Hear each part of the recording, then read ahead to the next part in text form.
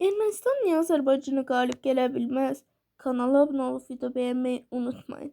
ABŞ-ın nüfuzlu National Internet jurnalında təhlükəsizlik məsələsi üzrə Entalik Harrison Cass'ın qələmə aldığı Ermənistan niyə Azərbaycan ilə hava müharibəsində qalib gələ bilməz adlı məqalədə Azərbaycan hərbi üstünlüyü geniş təhlil olunur.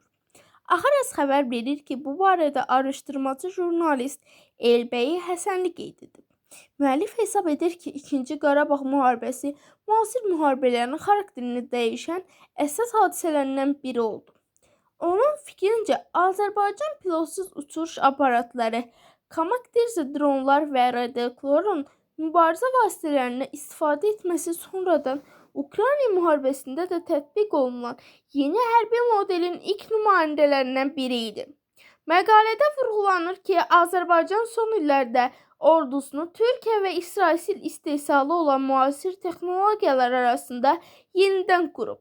Bayraqlar, Harop və digər pilot sistemləri Azərbaycanın dönüş kamuflyasiyasına əsasını təşkil edir.